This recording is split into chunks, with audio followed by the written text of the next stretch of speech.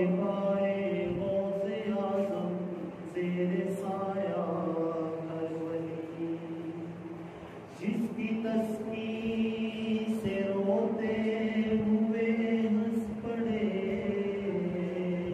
اس تبسم کی عادت پہ لاکھوں سلام، فتح باب نبوت پہ بے حد درود،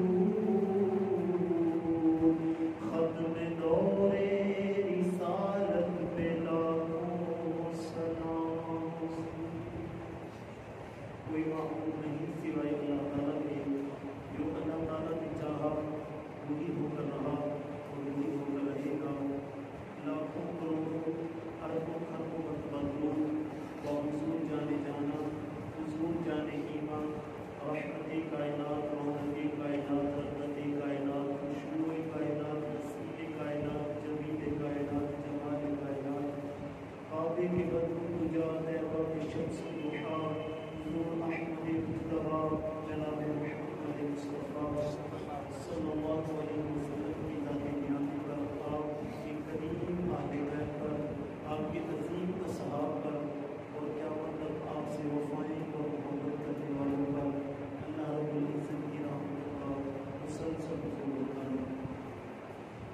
اللہ رب العزت نے قرآن مجید میں ایک قانون نافذ فرمایا۔ سورۃ نساء آیت نمبر 52 میں ان اللہ یأمرکم ان تؤدوا الامانات الی اہلہا،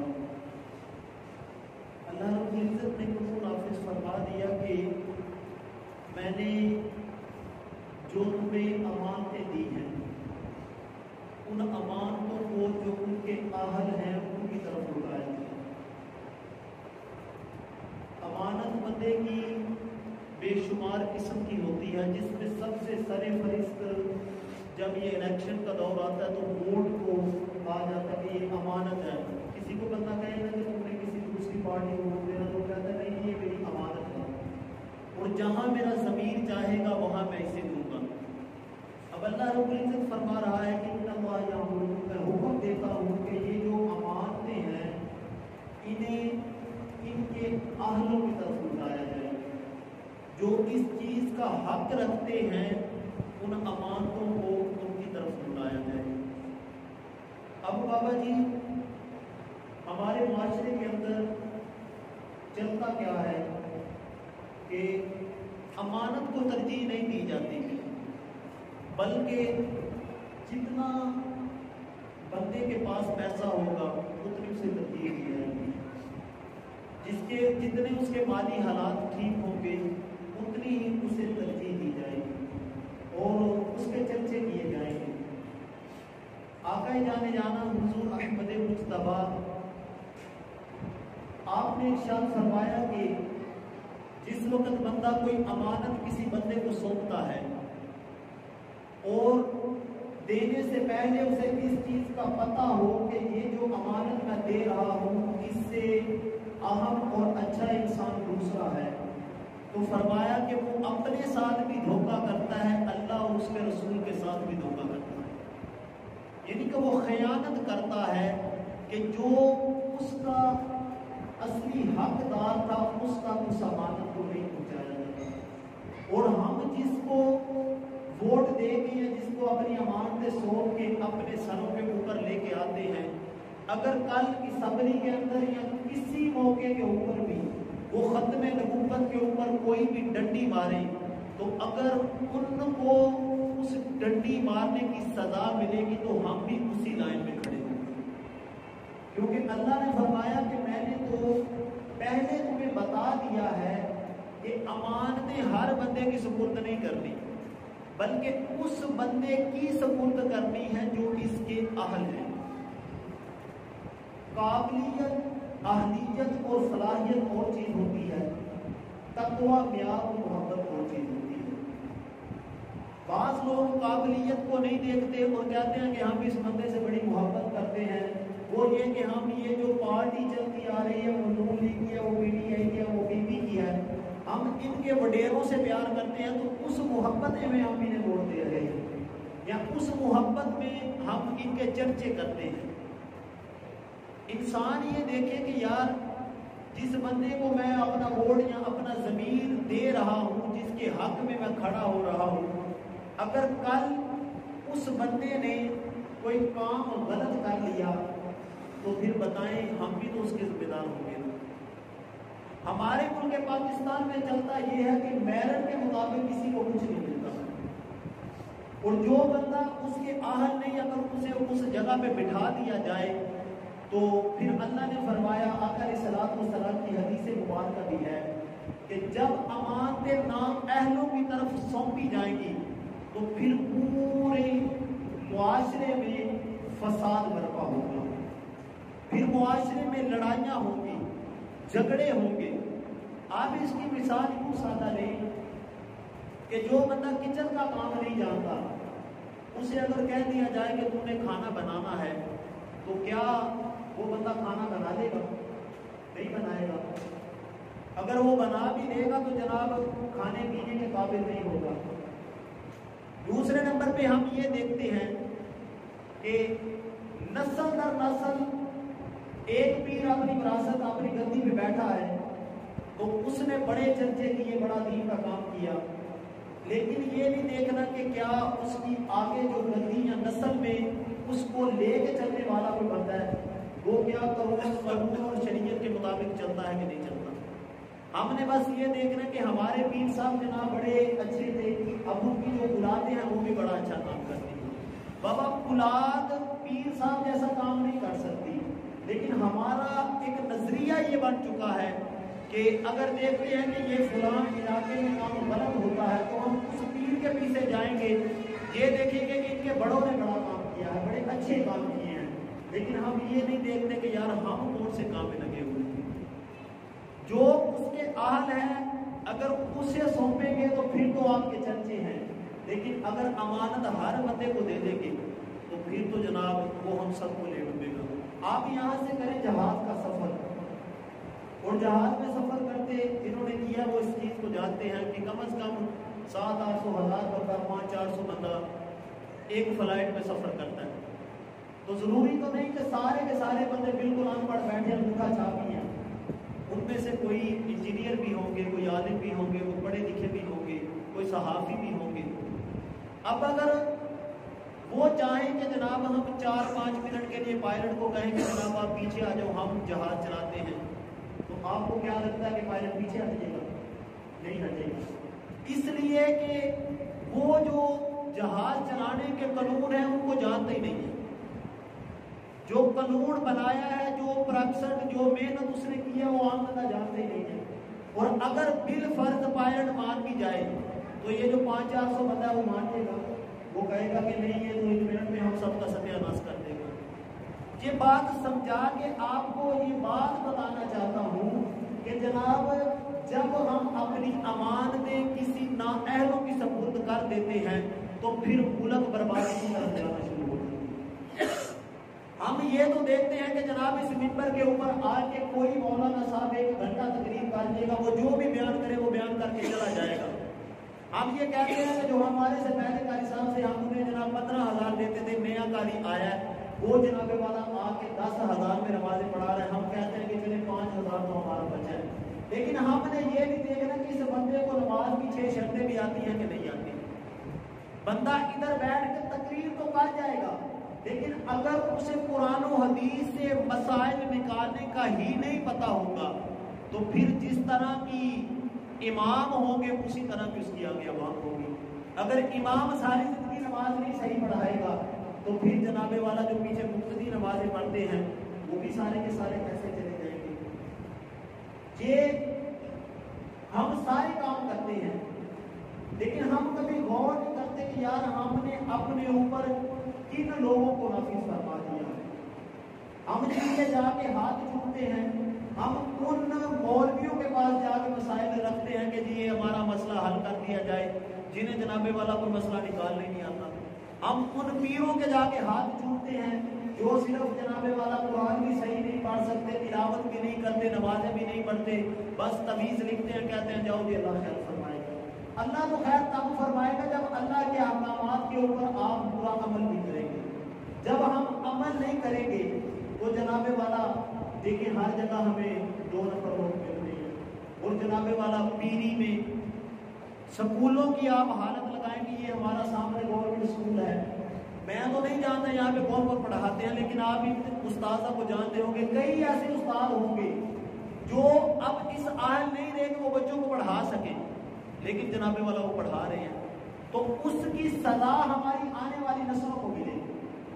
اگر ایک بندہ جس کو ہم نے غلط ووٹ دے کے اپنے اوپر مسلط کیا ہے, اس کا پھر خمیازہ مجھے بھی بھگتنا پڑے گا, میری نسلوں کو بھی بھگتنا پڑے گا. اور بندہ جس کے ساتھ محبت کرتا ہے, کریم آقا علیہ السلام نے ارشاد فرمایا المرء علی دین حبہ, جو بندہ جس کے ساتھ محبت کرتا ہے قیامت کے دن اسی کے ساتھ اٹھایا جائے گا. اگر آپ نے ساری زندگی کریم آقا علیہ السلام سے ہر چیز سے بڑھ کے پیار کیا ہے, اپنی جان سے بڑھ کے پیار کیا ہے, تو پھر تو ہمیں گھبرانے کی ضرورت ہی نہیں ہے. پھر تو جب کل قیامت کا دن ہوگا حضور فرمائیں گے یہ میرا ہے, تمہیں تو اب گھبرانے کی ضرورت نہیں ہے. لیکن جن لوگوں نے ساری زندگی یہ جناب والا 2 نمبر لوگوں کے ساتھ دوستیاں لگائیں, جنہیں عقل نہیں, جنہیں شعور نہیں کہ ہم نے زندگی کیسے گزارنی ہے, پھر وہ کبھی نہ بڑے دھوکے میں آ کے مار کھا جاتے ہیں. مولانا روم رحمۃ اللہ علیہ اور بابا بلے سرکار رحمۃ اللہ علیہ, آپ نے ایک بڑی پیاری بات لکھی اور اس کو نقل فرماتے ہیں کہ ایک دوست, ایک بندہ تھا نا, اس کا یارانہ لگ گیا ایک بندر کے ساتھ. تو وہ کوئی ایسا موقع آیا جب بندر کو ضرورت تھی کسی چیز کی, تو کس نے لا کے دے دی یا پانی پلا دیا یا کچھ کھلا دیا, تو وہ بندر نہ انسان کے تابع ہو گیا. تو جناب وہ اب جو بندر کو کہتا تھا کہ جناب یہ کام میرا کر رہا ہو, یہ کام کر رہا ہو, وہ جناب بندر جاتا منٹ لگاتا کام کر کے آتا. جو سیانے وڈ وڈیرے لوگ تھے انہوں نے کہا کہ جناب بندروں سے دوستیاں اچھی نہیں ہوتی, آپ انسانوں سے تعلق بنائیں تاکہ انسان تمہیں کل کو فائدہ دے. تو اس نے کہا جی نہیں جی, آپ تو مجھ سے جائز ہوتے ہیں, آپ تو مجھ سے سڑتے ہیں, تو میرے انسان بھی مجھ سے پیار کرتے ہیں اور بندر بھی میری باتیں مانتے ہیں, تم اس چیز سے نا اکتاتے ہو, جیلس ہوتے ہو, سڑتے ہو, یہ بات ہے اور تو بات ہی کوئی نہیں ہے.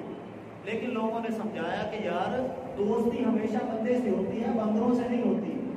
بندہ تو کسی ٹائم بھی دھوکہ دے سکتا ہے. اس نے کہا نہیں جی آپ مجھ سے ڈرتے ہیں. چلے وقت گزرا, اس نے بندر کو دوست بنایا.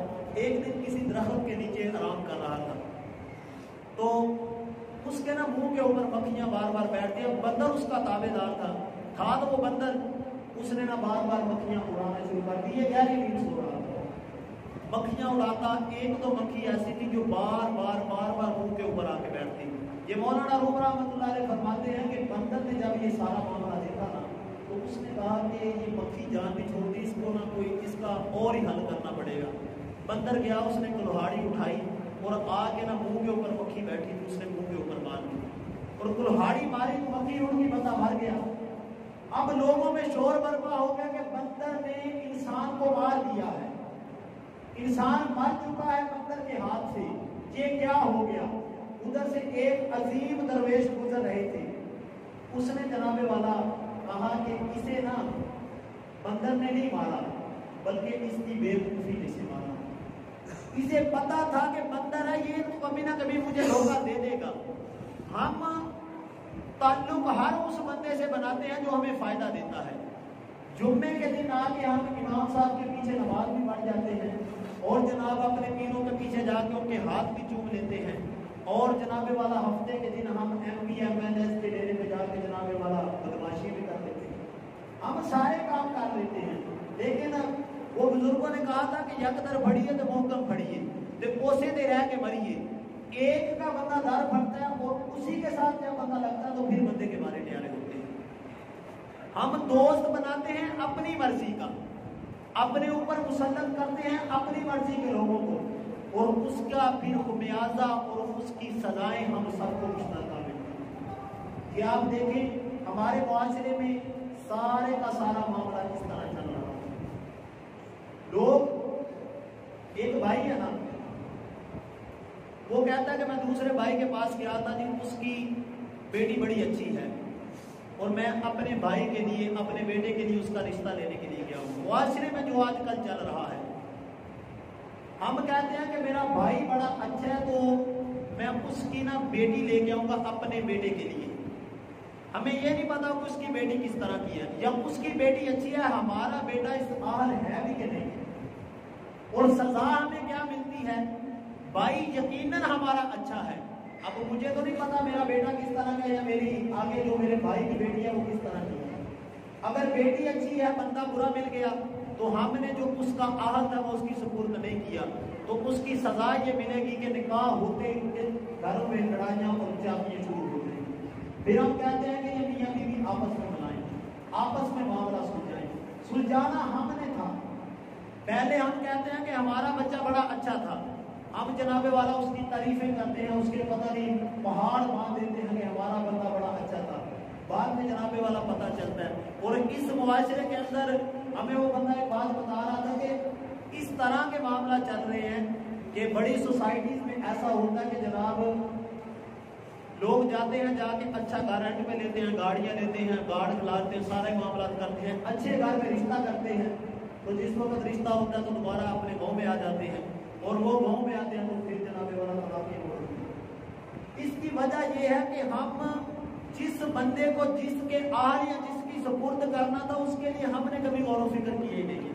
ہم کہتے ہیں کہ ٹھیک ہے جناب والا، جس طرح کا بھی معاملہ چلتا ہے ہم اسے اس کی سپرد کر دیتے ہیں۔ ہر چیز کی ایک لیمٹ رکھی گئی ہے۔ آپ نے دیکھا ہوگا جس وقت حضرت سیدہ فاطمہ الزہرا سلام اللہ علیہا، آج کے دور میں جب کوئی بیٹی والے بیٹے کے ہاں جاتے ہیں نا تو جا کے کہتے ہیں کہ ہم نے رشتہ کرنا ہے، تو یہ نہیں کہتے کہ آپ کے بچے کے، بلکہ یہ پوچھتے ہیں کہ بچہ کماتا کتنا ہے۔ یہ نہیں کہتے کہ بچے کا اخلاق کیسا ہے، بچہ نمازی ہے کہ نہیں، بچہ قرآن مجید پڑھتا ہے کہ نہیں، بچہ جناب والا اٹھ کے صبح مسجد میں جاتا ہے کہ نہیں۔ ہمارا سوال یہ ہوتا ہے کہ بچہ پیسے کتنے کماتا ہے، اور آپ اس چیز کو بخوبی جانتے ہیں کہ اس ملک پاکستان کے اندر جو وقت چل رہا ہے، جتنا بندہ کرپٹ ہوگا، جتنا بندہ دو نمبر ہوگا، اتنے زیادہ پیسے کماتا ہے۔ ہم جا کے یہ نہیں کہتے کہ بچے کی معیار کیا ہے، بچہ نمازی ہے، قرآن پاک پڑھتا ہے نہیں پڑھتا، اس کا اخلاق کیسا ہے، اس کی محبت کیسی ہے۔ ہم بس جا کے یہ پوچھتے ہیں کہ بچہ پیسے کتنے کماتا ہے۔ اور آپ لوگ اچھی طرح ان معاملات کو جانتے ہیں، جن لوگوں نے پیسے کی بنا پہ اپنی بیٹیوں کی شادی کی اور جناب والا جو شریعت کے مطابق رشتے ڈھونڈنے تھے ان کو نہیں دیکھا، پھر جناب والا پیسہ تو بچ جاتا ہے لیکن عورت کو دوسرے گھر میں جا کے عزت نہیں ملتی۔ ایسا ہوتا کہ نہیں ہوتا؟ بالکل آپ کے سامنے ہو رہا ہے۔ ہم جناب والا یہ بات بزرگوں نے بڑی پیاری کی ہے، وہ کہتے ہیں کہ بدصورت بندہ ہونا، کالا بندہ ہونا، تو اس کے ساتھ گھر والی کا گزارا ہو جاتا ہے، لیکن اگر بد اخلاق بندہ ہونا تو پھر اس کے ساتھ اس کا گزارا نہیں ہو سکتا۔ یہ لوگوں قرآنوں میں باتیں لکھی ہیں، جن امانتیں ہمیشہ اس کی طرف سونپیں جو اس کے اہل ہیں۔ حضرت خواجہ معین الدین چشتی رحمۃ اللہ علیہ انڈیا شریف والے، آپ کے 14 بچے تھے۔ کتنے جی؟ 14 بچے تھے۔ اگر کسی کو میں کہوں کہ ان کے کسی ایک بچے کا نام بتائے، نام کتنا بڑا، خواجہ معین الدین چشتی، جو پہلی بار انڈیا میں قدم رکھتے ہیں تو ان کا چہرے کے اوپر جن کی نظر پڑتی ہے، پہلے دن کے اندر 90 لاکھ کافر ان کا چہرہ دیکھ کے مسلمان ہو گئے۔ اتنے عظیم ولی کامل۔ آج ہمارا حال یہ ہے کہ اگر پیر بڑا اچھا ہے نا، اس کی اولاد 2 نمبر کام کرتی ہے، نمازیں نہیں پڑھتی، تو پیر اپنے بچے کو گدی میں بٹھائے گا، کسی دوسرے کو نہیں بٹھائے گا۔ یہ خواجہ معین الدین چشتی رحمۃ اللہ علیہ، آپ اتنا عظیم نام، آپ کے 14 بچے تھے، لیکن آپ نے اپنی سلطنت اور اپنی گدی کے اوپر کسی اپنے بیٹے کو نہیں بٹھایا۔ مطلب پوری تاریخ اسلام کا مطالعہ کرے تو آپ کے سارے 14 کے 14 بچے اچھے عالم دین تھے، تلاوت کرتے تھے، قرآن پڑھتے تھے، نمازی تھے، سارے معاملات تھے، لیکن اس کے باوجود انہوں نے انہیں نشست کے اوپر نہیں بٹھایا۔ تو لوگوں نے پوچھا حضور آپ یہاں سے چلے جائیں گے تو آپ کے بعد یہ آپ کی ذمہ داریاں کون سنبھالے گا؟ تو آپ نے کہا تھا چلے جانا خواجہ قطب الدین بختیار کاکی رحمۃ اللہ علیہ کے پاس، وہ عظیم بندہ ہے، میں نے اسے تیار کیا ہے، اور جو میرے اندر تم رنگ دیکھتے ہو میرے بیٹے کے، اس میرے مرید کے اندر دیکھو گے۔ آپ کا جب وصال ہوا تو آپ کی نشست کے اوپر حضرت خواجہ بختیار کاکی رحمۃ اللہ علیہ فائز ہوئے۔ وہ اللہ رب العزت کے ولی تھے، انہوں نے اپنی اولاد کو ترجیح نہیں دی کہ ہماری اولاد اس نشست کے اوپر بیٹھے۔ ہمارے تو جناب اگر بادشاہ کے بھی کام چلتے ہیں تو نسل در نسل، اگر کسی بندے کو اچھا عہدہ بھیجے نا، کوئی ڈی ایس پی بھرتی ہو جائے یا کوئی جناب والا ڈی جی لگ جائے کسی علاقے کا، یا پنجاب کے اندر وہ گورنر بن جائے، وہ سب سے پہلے اپنے جو ویلے اور نکمے بندے ہوتے ہیں ان کو لا کے کسی کو کچھ بنا رہا ہے، کسی کو کچھ بنا رہا ہے، اور اس کی پھر سزا پورے علاقے کو ملتی ہے۔ جنہیں جناب والا اپنے سگنیچر کرنے نہیں آتے، یہ پاکستان کے اندر ایک ایسا بھی وزیر تعلیم گزرا ہے کہ جو سگنیچر نہیں کر سکتا تھا، وہ انگوٹھا لگاتا تھا، لیکن وہ پورے پاکستان کا وزیر قانون بنا ہوا تھا، وہ تعلیم کے اسلوب بتاتا تھا، جو بندہ انگوٹھا لگاتا ہے اس نے کیا لوگوں کو سکھانا ہے، اور پھر اس کی وجہ یہ بنی کہ تعلیم کا ستیہ ناش ہو گیا۔ ہم جو لوگ اعلیٰ میں پیچھے کر دیتے ہیں، جن لوگوں کو آگے لانا ہے ان کی جناب کوئی سنتا ہی نہیں۔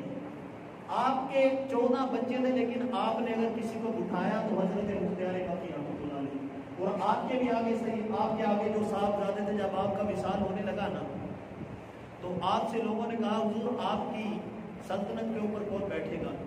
تو آپ نے کہا تھا کہ جب میں مروں گا نا تو آپ نے ایک وصیت لکھی، کہا کہ جس میرا جنازہ وہ بندہ پڑھائے جس کے اندر 3 خوبیاں ہوں۔ آپ نے اپنی سلطنت پہ کسی کو بٹھایا نہیں، لیکن یہ بات کہہ کے گئے کہ جو بندہ میرا جنازہ پڑھائے گا وہی میری سلطنت کے اوپر بھی بیٹھے گا۔ تو لوگوں نے کہا کہ حضور 3 وصیتیں کون سی ہیں؟ تو آپ نے پہلے نمبر پہ جو وصیت فرمائی، فرمایا کہ اس بندے نے میرا جنازہ پڑھانا ہے جس نے توبہ کرنے کے بعد کبھی کسی غیر محرم کی طرف بری آنکھ سے نہ دیکھا، یعنی اپنی گھر والی، اپنی اولاد، اپنی بچیاں اور اپنی ایک سے علاوہ جتنی بھی شادیاں اس نے 2 کی ہیں، 3 کی ہیں، 4 کی ہیں، اپنی بیویوں کے علاوہ کسی دوسری کی بیوی کو میری آنکھ سے نہ دیکھا ہو، وہ بندہ میرا جنازہ پڑھائے گا۔ یہ کون کہہ رہا ہے؟ جسے خواجہ معین الدین چشتی رحمۃ اللہ علیہ اپنی سلطنت کے اوپر بٹھا کے گئے۔ تو لوگوں نے کہا جی ٹھیک ہے حضور دوسری وصیت کون سی ہے؟ تو آپ نے فرمایا جب سے کلمہ پڑھا ہے، یہ توبہ کی ہے، اس کے بعد کبھی لقمہ حرام اس کی حلق سے نیچے نہ اترا۔ تو انہوں نے کہا جی ٹھیک ہے 2 ہو گئی۔ آپ نے فرمایا تیسری وہ وصیت ہے کہ جس نے توبہ کی ہے اس کے بعد اس کی کبھی بھی فرض نماز قضا نہ ہوئی ہو، جس کے اندر یہ 3 خوبیاں ہوگی وہ بندہ میرا جنازہ پڑھائے۔ اب حضرت خواجہ بختیار کاکی رحمۃ اللہ علیہ نے جس وقت یہ وصیت کی تو بہت بڑی وصیت ہے، میں دیکھوں آپ کوئی بندہ بھی دیکھے تو یہ بڑی مشکل ہے کہ کسی نامحرم کو نہ دیکھا ہو، جہاں جناب والا بے ساختہ ہو جاتا ہے، کبھی بندہ لقمہ حرام بھی چلا جاتا ہے، چلے یہ تو بندہ بچ جاتا ہے، لیکن سب سے بڑی بات یہ تھی کہ جب سے اس نے کلمہ پڑھا ہے یا توبہ کی ہے اس کے بعد اس کی کبھی فرض نماز قضا نہ ہوئی ہو، وہ بندہ میری نماز جنازہ پڑھائے۔ تو آپ کے نا کچھ مرید تھے، ان میں سے ایک مرید نے کہا کہ ہمارے پیر صاحب نے تو بڑا دعویٰ کر دیا ہے، اس کا مطلب تو یہ ہے کہ کوئی جنازہ پڑھانے کے لیے ہمیں ملے گا ہی نہیں۔ اب جناب جس وقت آپ کا وصال ہوا، قطاریں لگ گئی، تو مریدین نے نا باہر نکل کے اعلان کیا کہ پیر صاحب نے فرمایا تھا جس کے اندر 3 وصیتیں 3 قسم کی خوبیاں ہوں وہ آ کے میرا جنازہ پڑھائے۔ تو اس میں پہلے یہ بات کہی گئی کہ کسی زندگی میں کسی نامحرم کو نہ دیکھا ہو، لقمہ حرام نہ کھایا ہو اور کبھی نماز نہ چھوڑی ہو۔ اب صفیں بدی ہوئی ہیں تو جناب والا سارے کے سارے لوگ خاموش کھڑے ہیں۔ ایک بندے نے کہا یہ تو بڑا مشکل ہے، تو دوسرا درویش تھا، مرید تھا، اس نے یہ بات کی، اس نے کہا کہ چپ کر جاؤ، اگر یہ میرے پیر نے دعویٰ کیا ہے تو میرے پیر نے کوئی بندہ بھی دیار لازمی کیا۔ اب دلی کا بادشاہ ہے، وہ بھی جناب والا صفوں میں کھڑا ہے. جب اس نے دیکھا تو کوئی باہر نہیں نکل رہا. اتنی بڑی 3 وصیتیں جس وقت لوگوں نے سنی، بڑے بڑے صوفیاء کرام، بڑے بڑے اولیاء اللہ، بڑے بڑے تہجد گزار، نمازیں پڑھنے والے، وہ سارے کے ساروں کی گردنیں جھک گئی کہ اب جنازہ کون پڑھائے گا. تو وقت کا بادشاہ ہے، دلی سارا کا سارا اس کے ہولڈ میں ہے. وہ پچھلی صف سے نکلا، وہ جناب والا صفیں چیرتا ہوا آگے آیا اور آ کے کہنے لگا کہ آج میرے پیر نے میرا پردہ چاک کر دیا ہے. اگر میرا پیر مجھے وصیت، مجھے میرا پردہ چاک نہ کرتا یا جنازہ پڑھانے کی بات نہ ہوتی تو رب کعبہ کی قسم میں کبھی باہر نہ آتا. تو آپ سے لوگوں نے پوچھا کہ حضرت اتنا بڑا دعویٰ، تو آپ نے کہا کہ میں رب کعبہ کی قسم اٹھا کے کہتا ہوں کہ میں نے کسی عام بندے کے ہاتھ میں ہاتھ نہیں دیا، بلکہ اس مرد قلندر کے ہاتھ میں ہاتھ دیا تھا. جب میں نے ہاتھ دیا تو میرے پیر نے فرمایا تھا، بیٹا آج تو نے مجھے اپنا ہاتھ دے دیا ہے، تیری جان چلی جائے تو چلی جائے، کبھی رب کے حضور اپنے سجدے کو مس نہیں کرنا، کبھی سجدے کو ترک نہیں کرنا. تو کہتے ہیں کہ جس دن کا میں نے یہ وعدہ کیا ہے، جب رات 2 یا 3 کا ٹائم ہوتا ہے، عرش کا رب مجھے خود ہی جگا دیتا ہے اور کہتا ہے کہ اٹھو، اٹھ کے نماز تہجد ادا کرنا شروع کر دیں. کبھی کسی غیر محرم کو نہیں دیکھا، کبھی جناب والا لقمہ حرام نہیں کھایا. تو پھر آپ کا یہ مقام و مرتبہ، اور آپ سے لوگوں نے پوچھا کہ حضرت آپ کے بعد کس کو مرید بنایا جائے، تو آپ نے کہا تھا کہ میری اولاد کو سامنے نہیں لانا، بلکہ پاک پتن کی سرزمین پہ چلے جانا، وہاں میں بابا فرید رحمت اللہ علیہ ہیں، ان کو میری وراثت میں بٹھایا جائے. ان لوگوں نے اگر ترجیح دی ہے تو جناب والا اپنی اولاد کو نہیں دی، انہوں نے ترجیح دی ہے تو آقا علیہ الصلوۃ والسلام کے دین کو ترجیح دی. سیدنا ابو بکر صدیق رضی اللہ تعالی عنہ، آپ جس وقت آپ کا وصال وظائر ہونے لگا تو لوگوں نے کہا حضور آپ کے بعد کس کو بٹھایا جائے. آپ کے سارے بیٹے غازی تھے اور ہر جنگ میں جا کے جہاد کرتے تھے، شہید ہوئے تھے، لیکن آپ نے اپنے بیٹوں کو سامنے نہیں لایا. آپ نے کہا کہ میرے بعد اگر میری سلطنت کے اوپر کوئی بیٹھے گا، میری خلافت کے اوپر کوئی بیٹھے گا تو عمر فاروق اعظم بیٹھے گا. ان لوگوں نے تقویٰ دیکھا. آج ہم ہیں تو ہم ایک بندے کے پیچھے لا کے ساری نسلیں تباہ کر رہے ہیں. اور یہ بات ذہن میں رکھیے گا کہ جس کو ہم ووٹ دے کے اوپر لے کے آ رہے ہیں، کل جس وقت کوئی بھی وہ اپنا کام کرے گا تو اس کی سزا ہمیں ملے گی. حضرت امام حسن شاہ علی رحمۃ اللہ علیہ، یہ بڑے نظیم بزرگ گزرے ہیں. آپ نے جس وقت اپنے بیٹے کا رشتہ کیا نا، تو رشتہ کرنے کے لیے بڑے بڑے لوگوں نے رشتے بھیجے کہ جناب ہم ان کے گھر رشتہ کریں، کیونکہ وقت کے امام ہیں، وقت کے امام ہیں، ہم اپنی بیٹی دیتے ہیں. اور وقت کا جو بادشاہ تھا اسے پتا چلا کہ حضرت امام حسن شاہرانی رحمۃ اللہ علیہ نے اپنے بیٹے کی شادی کرنی ہے، تو کیوں نہ میں اپنی بیٹی رشتے میں دے دوں. اور آپ کی جو وقت کا بادشاہ تھا اس کی بیٹی بھی تہجد گزار تھی، نمازی تھی، 5 وقت سارے کام شریعت کے مطابق کرتی تھی. حضرت امام حسن شاہرانی رحمۃ اللہ علیہ، آپ کو جس وقت پتا چلا کہ دور دور سے رشتے آ رہے ہیں، بادشاہ نے بھی رشتہ بھیج دیا ہے اور اس کی بیٹی نمازی ہے، تہجد گزار ہے، سارے کام کرتی ہے، تو آپ نے نا ایک دن رات کے ٹائم اس بادشاہ کے دربار میں چلے گئے، جا کے کہا کہ میں اپنے بیٹے کا رشتہ تمہاری بیٹی کے ساتھ نہیں کروں گا. تو بادشاہ نے کہا کہ حضور میرے تو فخر کی بات ہے کہ میں وقت کے امام کے گھر میں اپنی بیٹی بھیج رہا ہوں، جو اس سے پوری دنیا مسئلے آ کے پوچھتی ہے، فتوے آ کے لیتی ہے، مسائل پوچھتی ہے. میری بیٹی اس گھر میں جائے گی تو میرے تو بارے نیارے ہو جائیں گے. تو بڑی قابل غور بات ہے. حضرت امام شاہرانی رحمۃ اللہ علیہ، آپ نے فرمایا کہ میں اپنے بیٹے کا نکاح نہیں کروں گا. انہوں نے پوچھا حضور کوئی مسئلہ بن گیا ہے تو ہمیں بتائیں، اس کا حل نکال لیتے ہیں. آپ نے فرمایا کہ نہیں، میرا بیٹا رات کو نہ عشاء کی نماز پڑھ کے نہیں سوتا، تو میں نہیں چاہتا کہ جو رب کہ حضور عشاء کی نماز کا جو فرض ہے وہ پورا نہ کرے، تو میں یہ کیسے گارنٹی دوں کہ کل کو جب تمہاری بیٹی ہمارے گھر آئے گی تو اس کے فرائض پورے کر سکے. آج جس وقت شادی کی جاتی ہے نا بیٹوں کی، تو باپ یقین مانے قسمیں اٹھاتا ہے، میرا بیٹا تو یہ کرتا ہے، میرا بیٹا تو جناب کوئی اس میں کمی ہے ہی نہیں، میرے بیٹے میں تو جناب، اور پھر گھر والے بھی یہ دیکھتے ہیں، گھر والے بھی یہ نہیں دیکھتے کہ لڑکی کا جناب تقویٰ کیا ہے۔ ابو داؤد شریف کی حدیث مبارکہ ہے، کریم آقا علیہ الصلوۃ والسلام نے ارشاد فرمایا کہ جب نکاح کرنے کے لیے ڈھونڈا جائے کسی کو تو سب سے پہلے ہمارے معاشرے میں کیا چلتا ہے، یہ دیکھتے ہیں کہ جناب ان کے والدین کا سٹیٹس کیا ہے، یہ ہمارے بچوں کو جہیز میں کیا دیں گے، کتنا جہیز ملے گا، کیا گاڑی ملے گی کہ نہیں ملے گی۔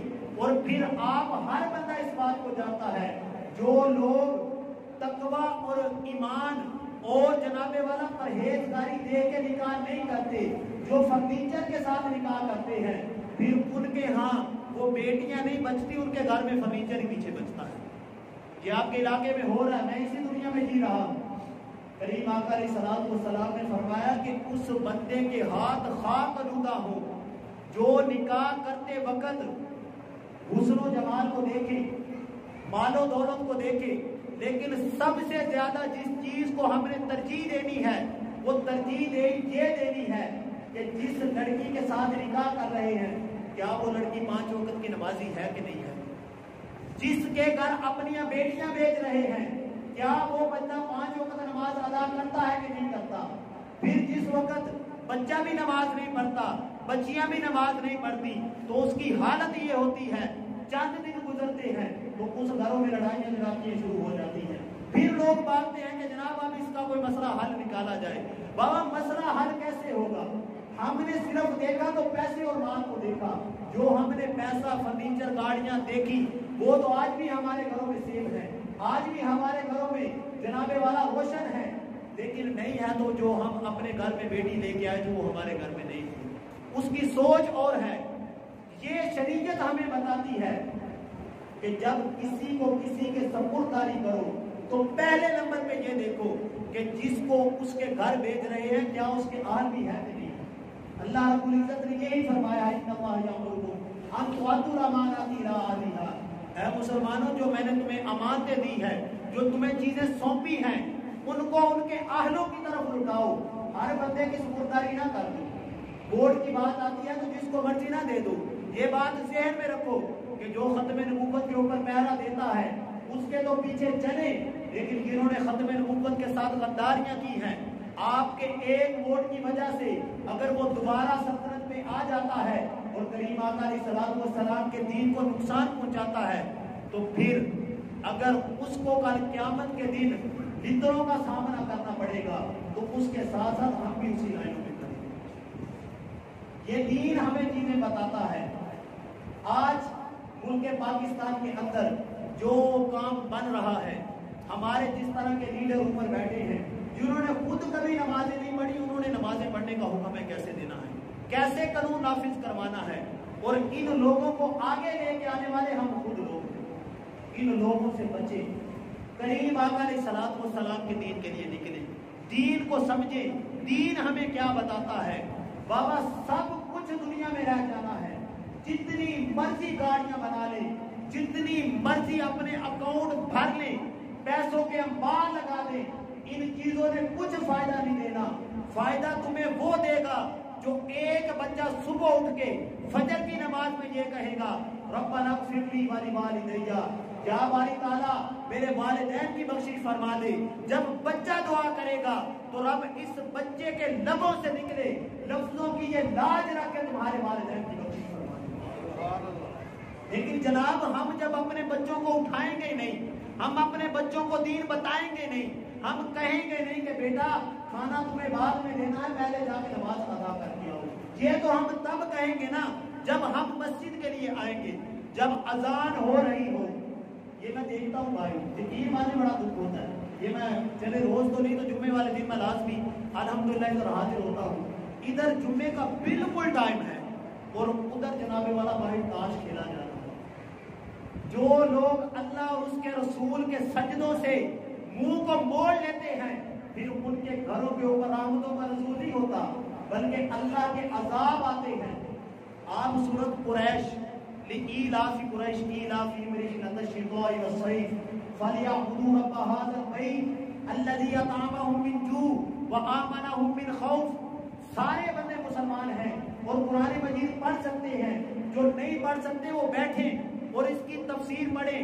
اللہ رب العزت فرماتا ہے اللہ رب العزت نے فرمایا کہ ہر بندہ الذی اطعمهم من جوع وآمنهم من خوف، ہر بندہ یہ کہتا ہے کہ مال کہاں سے آئے گا اور اگر آ گیا تو میں اس کی حفاظت کیسے کروں گا. لیکن اس سے پہلے رب یہ فرماتا ہے فَلْيَعْبُدُوا رَبَّ هَٰذَا الْبَيْتِ، اے مسلمانوں اپنے سجدوں سے رب کے حضور جھک جاؤ، اپنے آپ کو رب کی بارگاہ میں لے آؤ. تم سارے کہتے ہو کہ یہ مال کہاں سے آئے گا، یہ رزق کہاں سے آئے گا. قرآن ہے، یہ جھوٹا نہیں ہے. پہلا لفظ یہ ہے لا ریب فیہ، اس میں شک کوئی نہیں ہے. اللہ قرآن میں فرماتا ہے فَلْيَعْبُدُوا رَبَّ هَٰذَا الْبَيْتِ، اپنے آپ کو کھینچ کے لے آؤ رب کے حضور. پھر نہ تمہیں کسی بندے کا خوف رہے گا، نہ تمہیں رزق کا خوف رہے گا. تم رب کے حضور زمین نیاز کو جھکاؤ گے اور رب سے مانگو گے یا باری تعالیٰ میرے رزق میں برکت عطا فرما. تم بعد میں منہ پہ ہاتھ پھیرو گے، رب پہلے جھولیاں بھر کے عطا فرما. اس کے لیے ہمیں خود کو تیار کرنا پڑے گا. بابا اپنے آپ کو مساجد میں لے کے آنا پڑے گا اور اپنے آپ کو دیکھنا پڑے گا کہ ہم کتنا شریعت کے مطابق چلتے ہیں اور کتنا ہم شیطان کو راضی کر رہے ہیں. جس دن ہم اپنے آپ کو کریم آقا علیہ الصلوۃ والسلام کے دین کے ماتحت کر دیں گے، یقین مانیں پھر ہر قسم اولاد کی پریشانی ختم ہو جائے گی، اولاد کے مستقبل کی پریشانی ختم ہو جائے گی. ہر بندہ موت سے ڈرتا ہے کہ یار موت آ گئی تو میں نے کل کیا کرنا ہے. لیکن یقین مانیں جو دامن مصطفیٰ سے وابستہ ہو جاتے ہیں، جو محبوب حضور احمد مجتبیٰ آپ کی شریعت کو سینے سے لگا لیتے ہیں، وہ موت سے نہیں گھبراتے. وہ یہ کہتے ہیں کہ جہاں سے آنکھ بند ہو ہم قبر میں اترے تو اپنے محبوب کے راج راج کے جلوے کیا کریں، ہم اپنے محبوب کا حسین چہرہ دیکھیں. لیکن جس بندے نے ساری زندگی کرنی ہے دو نمبری ہے، کھانا ہی حرام ہے، کمانا ہی حرام ہے، اولاد کو حرام کھلانا ہے. میں پہلے عرض کر چکا ہوں اس وقت اس پاکستان میں جتنا بندہ دو نمبر کام کرتا ہے اس کے پاس اتنا ہی زیادہ پیسہ ہے اور اتنی زیادہ پریشانی ہے.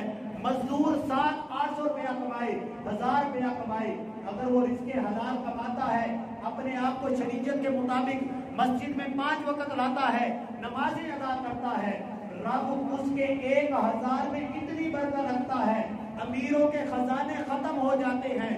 اس کے گھر سے فقیر آ جائے تو یہ پھر بھی جناب والا پیالے بھر بھر کے فقیروں کو عطا کرتا ہے. اس کی وجہ یہ ہے کہ وہ قرآن و حدیث کے مطابق چل رہا ہے. رزق حلال کے 10 روپے بھی بندہ لگائے نا تو بندے کو یاد رہتے ہیں، اور لقمہ حرام کھائے یا حرام اکٹھا کرے تو بعد میں لوگ کہتے ہیں کہ جناب بڑے پیسے کماتے ہیں لیکن سمجھ نہیں لگتی. بابا سمجھ اس وقت لگے گی جب ہمارا ایک ایک روپیہ رزق حلال ہوگا، جب ایک ایک قدم شریعت کے مطابق چلے گا، جب ہم کریم آقا کے ہو جائیں گے، پھر کریم آقا کے صدقے سے رب ہم سے پیار کرنے لگ جائے گا، رب ہماری مشکلات کو حل فرما دے گا. اللہ رب العزت حضور جانے جانا کی غلامی نصیب فرمائے. وما علیہ